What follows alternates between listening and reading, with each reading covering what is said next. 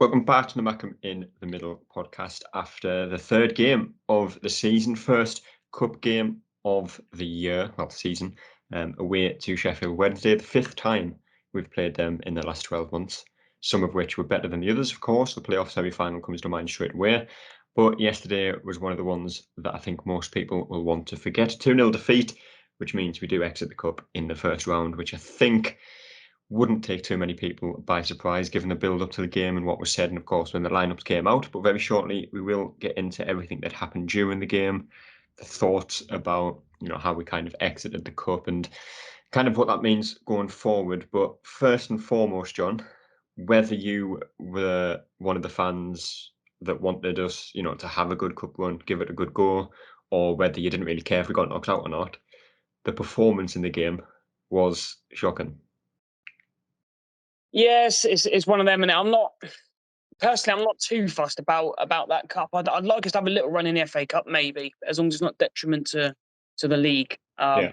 This one, I'm not really too fussed. A lot of teams use it to, as maybe an extra pre-season game, and obviously we have as well. I think the thing that frustrates me is, you got these players that should be chomping at the bit to want to play, who sort of haven't got anywhere near the first team in the first two games. And, obviously I wouldn't say we're flying, but we're doing relatively well at the moment. And it's not many of them seem to take their chance. I thought sort of looking at it closely, I thought Diamond was okay, but it seemed like he was maybe playing for a move away where he'll probably go elsewhere into League One or something and play every game. But the rest, it was very limp. You didn't really see anyone who you thought, he could. The players sat on the bench and the players watching at home would think, I'm pretty safe for Saturday. And that'll be the frustrating thing.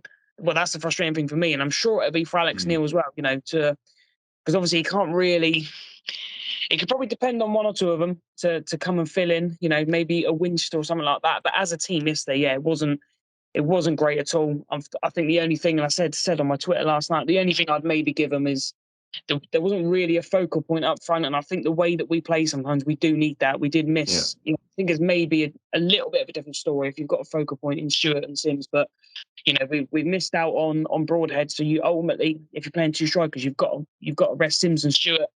Because you don't want any of those two going down, because that changes the dynamic of the transfer window again. So, I can see where Alex Neil's coming in. For me, we're out, whatever, but it's more the man of the performance on players who should be pushing, but ultimately they're not. Yeah. And obviously people always talk about, this cup in particular, but also the FA Cup, which obviously I think starts in January, I think it is. But obviously focus on this one in particular, Dylan. People always say it does need a revamp. The schedule needs changing. Obviously this is the third game of the season. A lot of clubs obviously haven't finished their transfer business, got players that will leave, players that will come back. And for Sunderland, with it being the first season back in the Championship, no one knows how it's going to go. So it is important to keep players like Pritchard, Stewart, Sims, Jack Clark, the likes of them fit and not risk them in a game like this. Would it be more beneficial if the Carabao Cup started later in the season, where you have a bit more of an idea as to where you are in the league, how you're going to get on in the league, where your potential, end place finish could be? Would that help kind of the competition and possibly see teams actually feel the starting 11 that they want to win the game?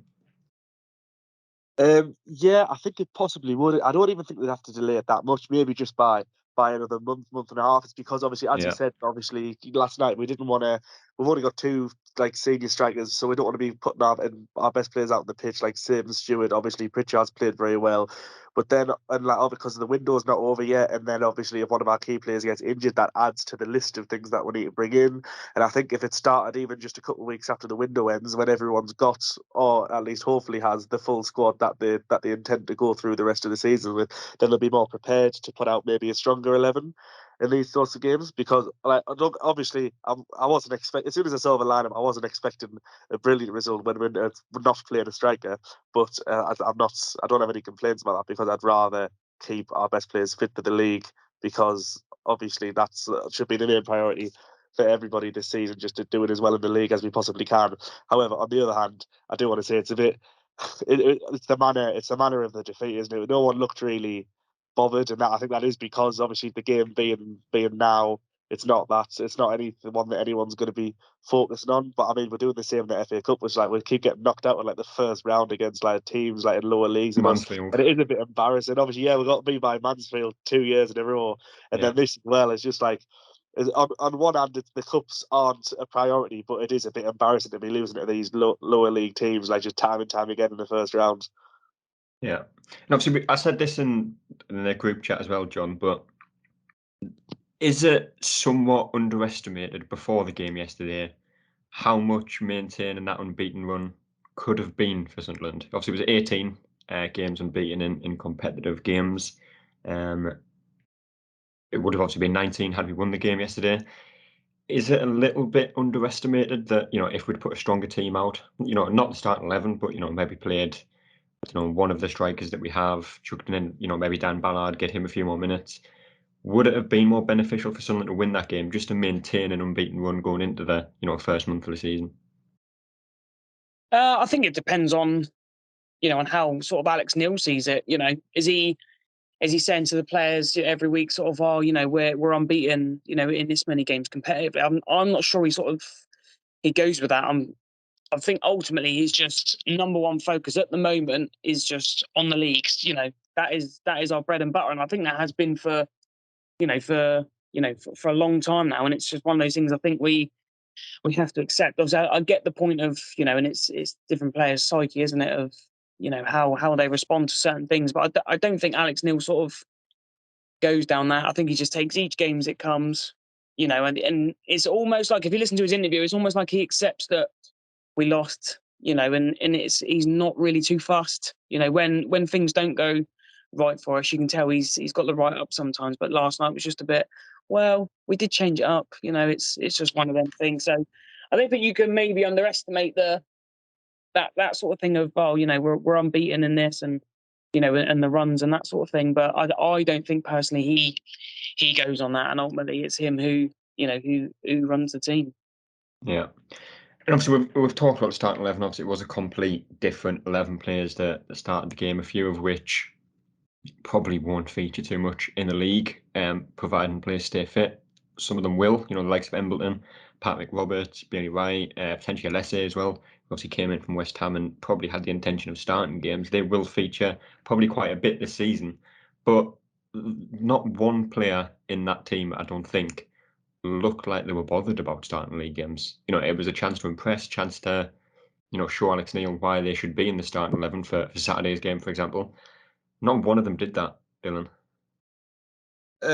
Yeah, no, I think you're right for the most part. Obviously, we said about Diamond looked lively, but that's just, as we said, it's probably him just trying to get a move away. But no matter how much effort he put in last night, he's not like it wouldn't have come off for him because, quite frankly, he's not a striker. He's a wide player, and obviously that just highlights another problem with our squad depth, that we still need at least one more striker. Personally, I'd like two, because one injury to the squad when we've got three strikers and we're back in the same position we're in now.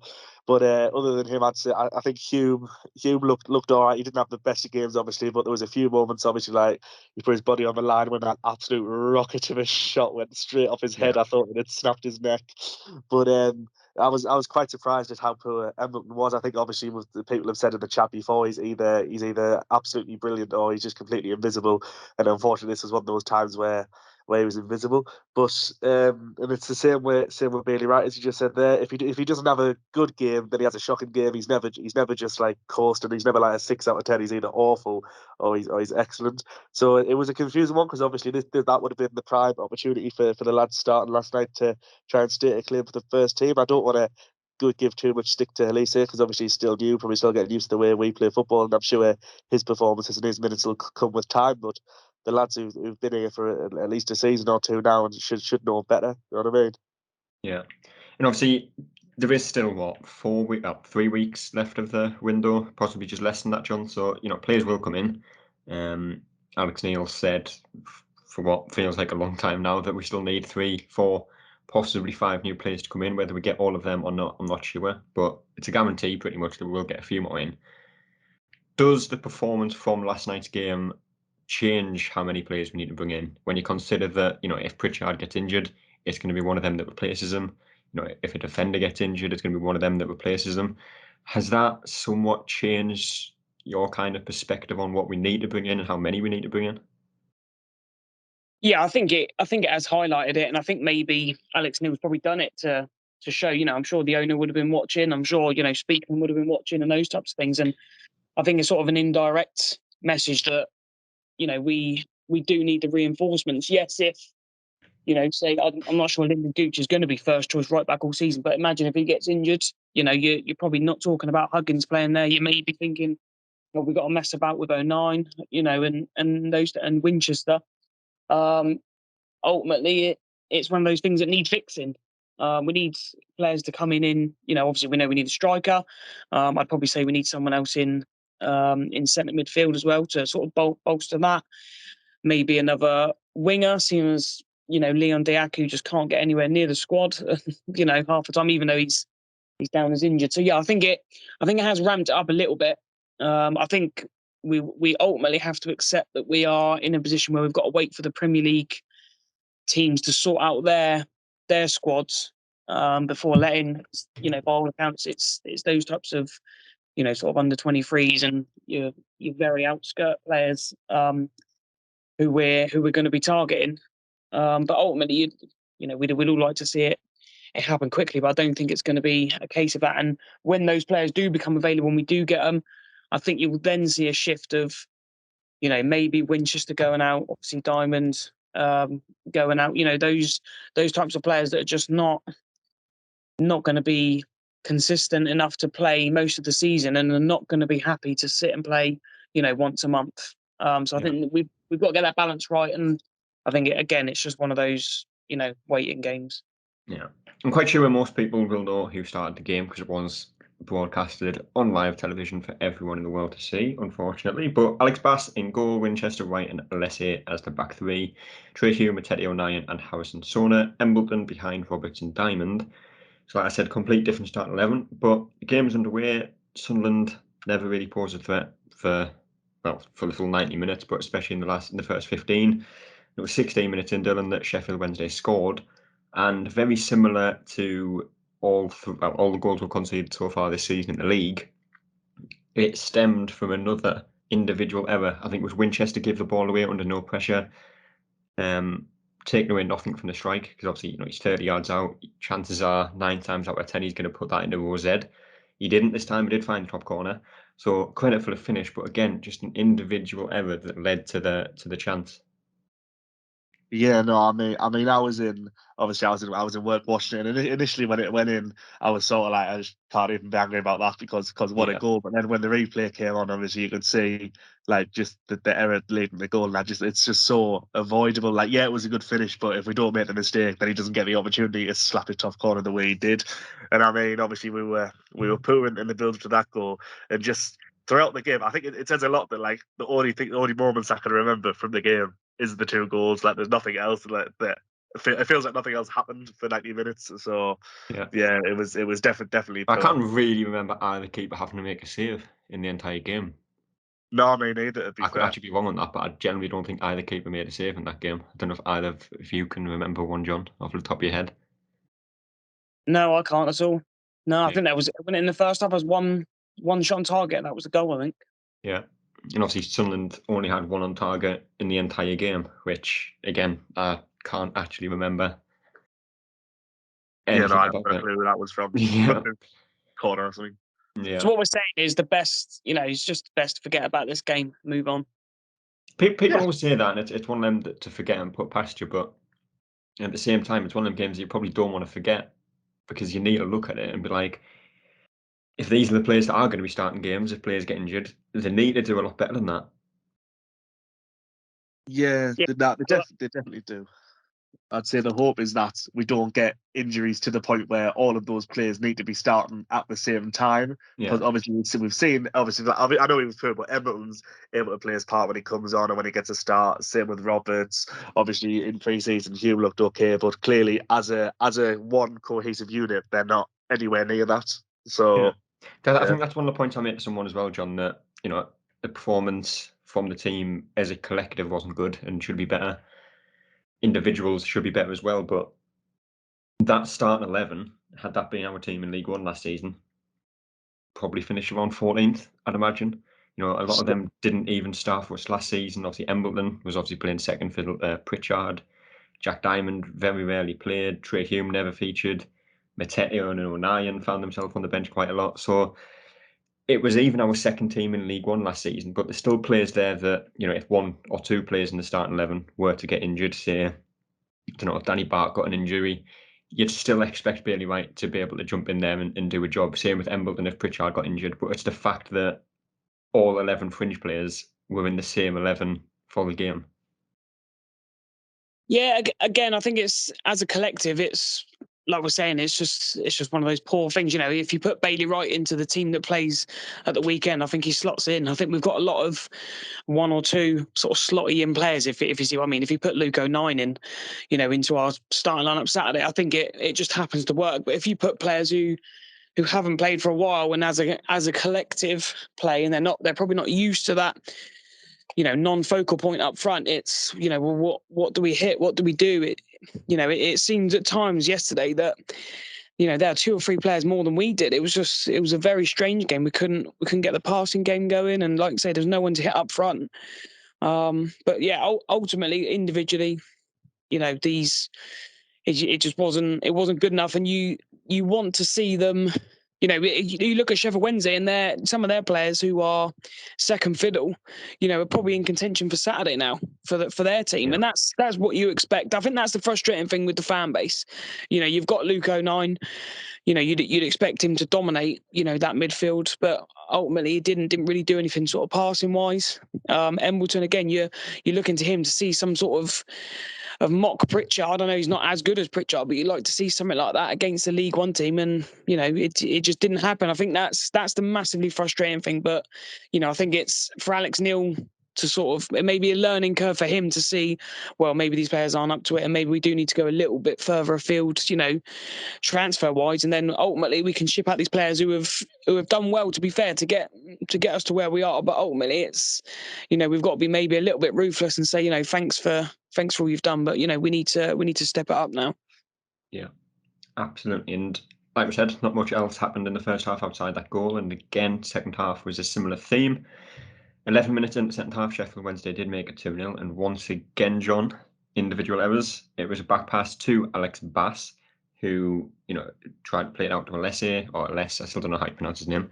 Tried to play it out to him. He's overhit the pass. It was good cross into the box, but again, second individual error of the goal. Winchester or Wright, either of them, were nowhere to be seen. And I think it was Sau or So, however you say his name, was in the middle, completely unmarked, all the time in the world to pick out a finish, and he did make it 2-0. Again, just a very disappointing goal to concede. Yeah, it was very, very poor all round.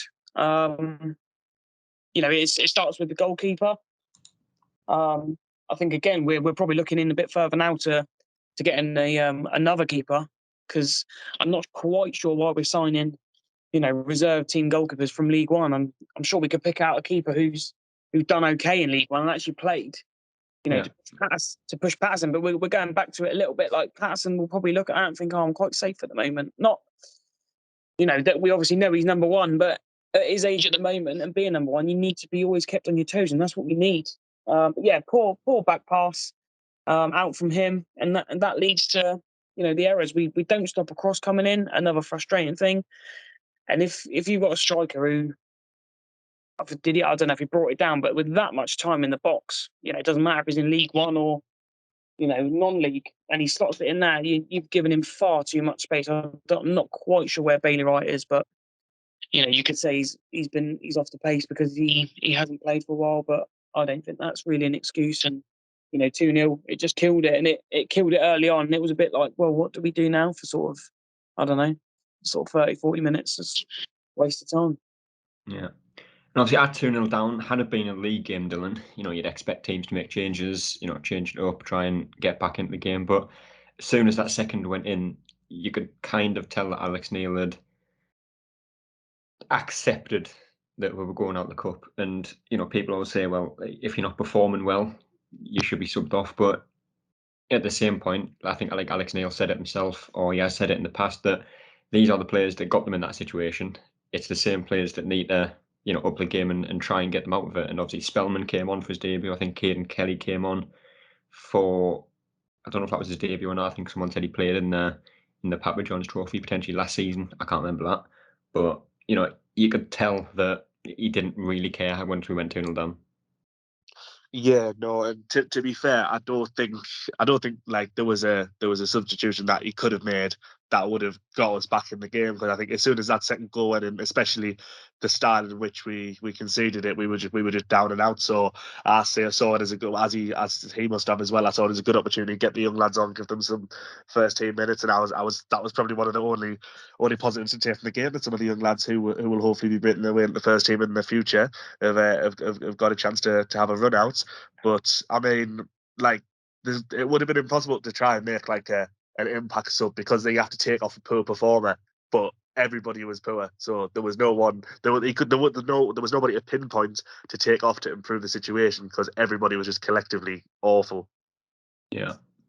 Well, it did finish 2-0. So again, probably a good thing in terms of having less fixtures, especially at this stage in the season. Obviously, it's going to be a much busier season with the World Cup, so fixtures are crammed in a lot tighter than usual. The unbeaten league run is still ongoing, obviously, and that will go into Saturday's game against QPR. But, just touching briefly on that Saturday game, John, the starting 11 certainly picks itself now. Oh yeah, definitely, barring any injuries. And I think it was telling that Alex Neil said, the last 2 games in the league we've really had to work hard, as opposed to League One. You can get away with sort of a 60% performance and pick up a result. So he's seeing the limitations maybe of the squad and how hard we've had to work. So those players do need, the pressing from Sims and Stewart at the weekend. They're not going to be able to do 60, 70 minutes. It doesn't matter how fit you are. Do 60, 70 minutes playing Sheffield Wednesday, and then, we need the same output as from Bristol City on Saturday. So obviously it's just a bit of a limitation at the moment. But yeah, the team ultimately picks itself. I don't think one player from last night can come and say, well, why am I not starting? Yeah, that is fair enough. And obviously, can't rule out signings coming in between now and Saturday's game.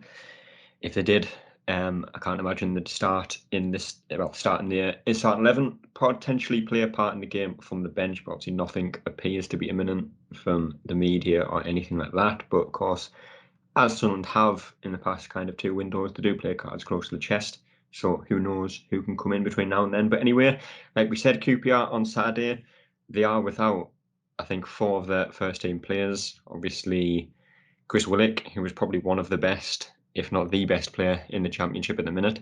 He is out with an injury. Jake Clark-Salter, who everyone will remember from his time at Sunderland, probably most commonly flat tackle on the Dharma Traore, which still lives in my head rent-free. And I can't remember the name of the other 2 players. Kenneth Powell, was it? Kenneth Powell, I think there's one more. I can't remember who the other one was, but it's not like decently important players for them. Try and find out who it was, actually. That's going to annoy me now. But either way, there is 4 first team players missing for that game. Luke Amos, that is it. That is the other one that's missing. So QPR fans are certainly not particularly confident ahead of this game, and they are kind of accepting that Sunderland will win this game. It's not ever as easy as that. It will still be a tough game. Sunderland still have to work hard to get the 3 points. But before we wrap it up, John, score predictions for Saturday? I'm going to go with a gritty 1-0 win.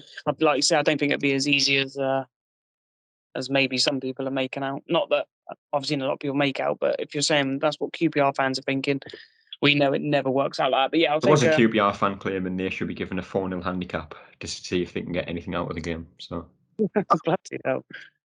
No, I'm not sure about that. I'll take a scrappy 1-0. Thank you. 3 points will do for me. But yeah, I think it'd be a scrappy 1-0. Bit of frustrating. I'll take 3 points. However we get them. Dylan, score prediction for Saturday. I'm gonna go 2-1 simply because I slag Lyndon Dykes off that much that he's definitely gonna score. However, Ross Stewart's also twice a player, so I reckon Dykes will score for them, and then we'll get a Ross Stewart brace. Ross Stewart brace. Love to see it. Hopefully so. Tomorrow we will try and have a preview out for the game. Obviously with a QPR fan if we can get one on. But we'll also have reaction to Saturday's game out on Sunday afternoon. hopefully another win. Potentially could be top of the league come then. But again, we are 2 games into the season at the time of recording, so anything could happen. But until then, we'll see you later. That's all, folks.